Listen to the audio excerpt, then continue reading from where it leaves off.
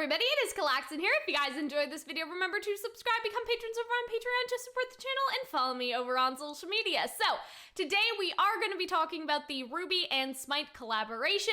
You guys may be wondering, what is Smite? You've never heard of Smite before. Sorry for the Smite fans, but I feel like the easiest way to explain Smite is that it's basically like League. Okay, it's very similar to League, but instead it's like gods and goddesses from different sort of mythology. And so it's really cool. I don't have that much experience with it. I only played for like a month or two many years ago.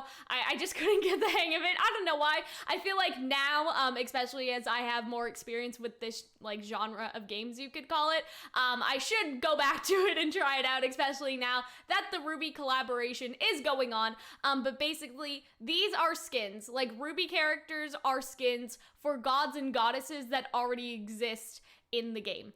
Okay? Okay. So they did a live stream and they showed off all the skins, and I'm not going to go through like the entire live stream because this segment was 20 minutes long, so I am going to sort of show you guys a bit of like their attacks and stuff, what I think about it, like from the perspective of a Ruby fan. But it should be noted, right? And so I just basically recorded the stream and then, you know, rendered a video for me to look at. So that's why you guys can see in the corner, it's called Ruby Smite video. The people that worked on it are like clearly Ruby fans. Like, you hear them talking in the live stream and they explain how they got into Ruby and stuff like that. They are clearly Ruby fans, and I know that's like people's main concern whenever a collaboration happens, especially like with Ruby and DC Comics and stuff like that. Like, do these people know Ruby? Are they fans? These people are fans, guys. Like, you know, like hearing them talk during the live stream and like, you know, them putting in sort of the voice lines, and the voice lines are references to other sort of lines that have already been said in the show, like sort of references and callbacks and stuff like that. Like, they know what they're talking about, they know what they're doing, and like there were a lot of sort of corrections, like the host that is over here, so he would like say something and the girls wouldn't be like, no, actually, like, so one of the things was like, oh, he called Weiss's glyphs runes, and she was like, actually, Weiss uses like, I just love that for us. Love these people that worked on the characters.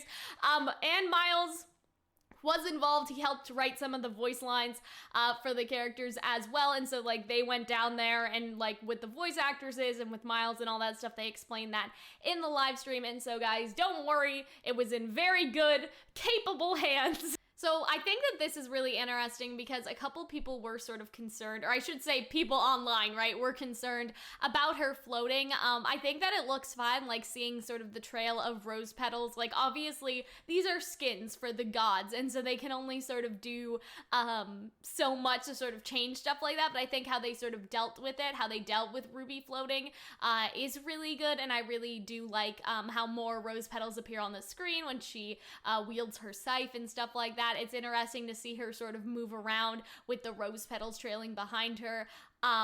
It is really interesting too, just because like we're seeing her Volume 7 outfit, and obviously it's not the same, but you can sort of imagine as Volume 7's approaching, like how she's gonna sort of look and attack now with the costume change, and that's kind of cool. I do really like this scythe throw that she does right there. I think that's a cool move, especially because like Ruby obviously has the rose petals and her speed semblance, but like give the attention like to the scythe. Like the scythe, as we've seen with Crow and other characters, is a really dangerous, powerful weapon in Ruby, and so I think that this is really cool. I really like this one too, where the scythe sort of, I can't really explain what it does. It's almost like a giant ghost scythe and it just goes across the screen. I think that this is the ultimate, and I really like seeing her sort of insignia on the ground and stuff like that, and just that burst of rose petals looks really good. I think that these are really cool attacks. Again, I don't really play much of Smite, so I don't know, you know, I can't really compare this to the character that she is the skin for. Does that make sense? Like, I can't compare it to what she's supposed to be, but I do really think that these do look good, and I am glad that they did give a lot of attention on the scythe instead of just focusing on the speed semblance, because we see her use the speed semblance and sort of those, you know, warping around in those almost tubes of rose petals a lot in Ruby, but they really focused on the scythe here. Yes, so we can take a look at that real quick for what Ruby is gonna do. And you can move around with this one, I believe. Yeah, you can just walk around, spinning your scythe, ready to go. That is really cool. It is really cool. Sure. Love it. All right, let's take a listen to the voice pack here for Ruby Rose Thanatos.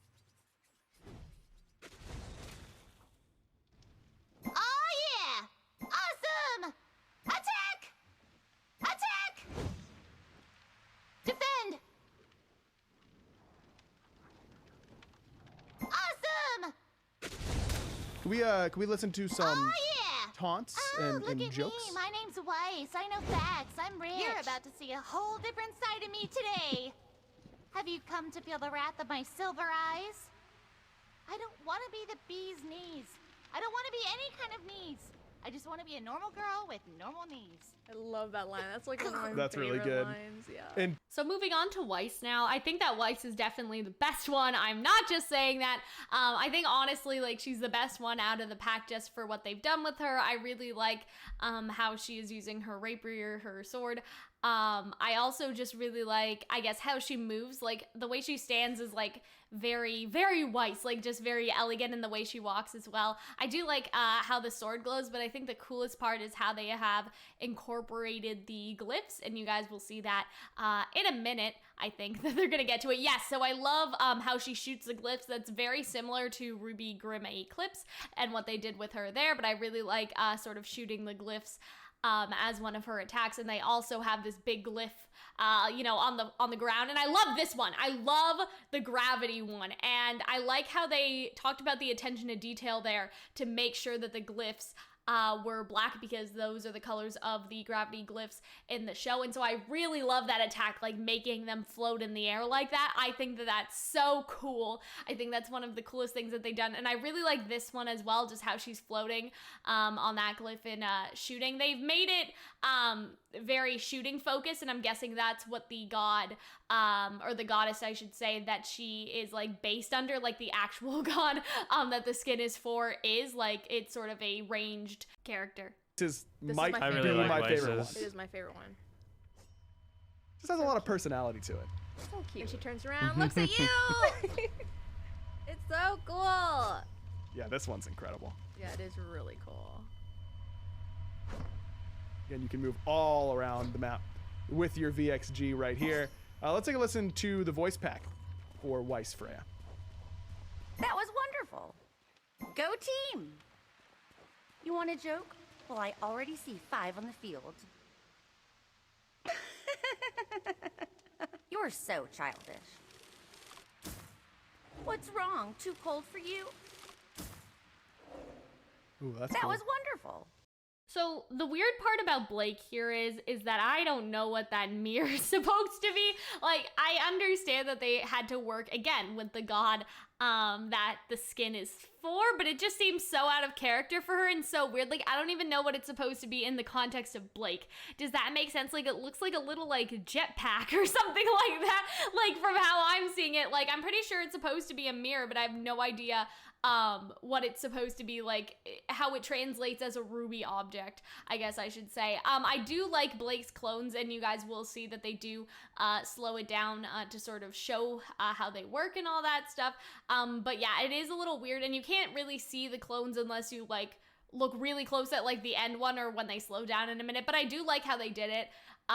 Again, Blake is floating, and I feel like it was an interesting choice to have her float this way, because with Ruby it makes a lot more sense. With Blake it doesn't necessarily, but yeah, you can see the clones trailing behind her. I think that's really cool and good use of Blake's clones, you know, using what they worked with. Again, I'm not sure what the floating thing is. It's a little weird, but yeah, I do really like what they did with Blake's attacks here. I really like this one that they're showing right now. But yeah, I think that they did a good job with what they had. I'm not sure if there would be a better character for her out there. I know people had that complaint with Yang, but yeah, so here's basically what she does, and there's her VX Attack. thing. Defend! Bonsai! Awesome. A ball of yarn? Really?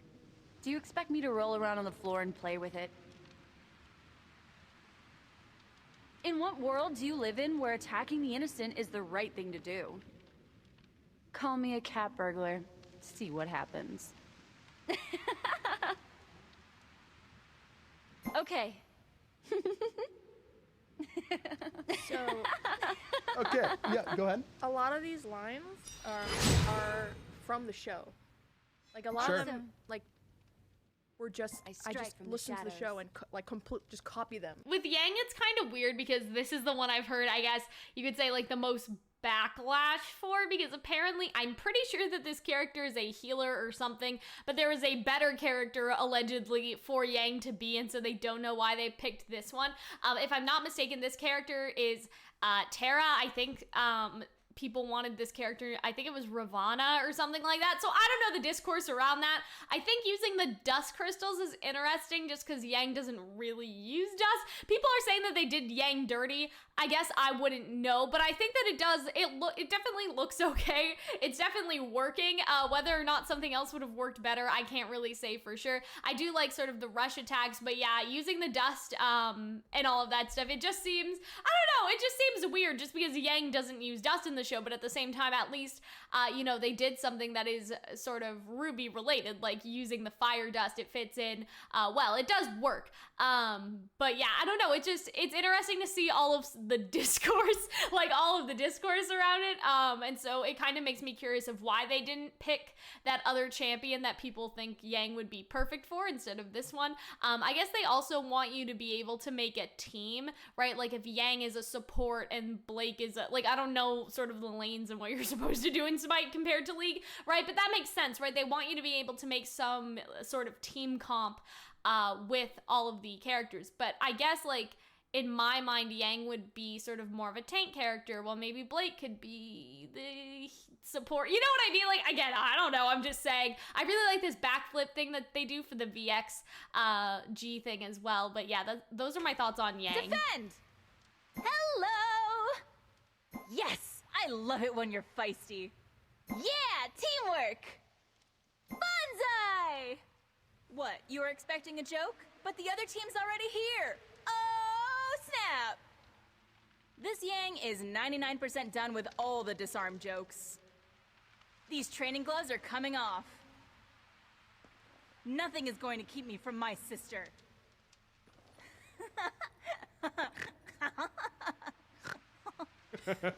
So that's basically it from me, guys, and as you guys can see, this is how they ended off the stream, which was with the special Volume 1 outfit.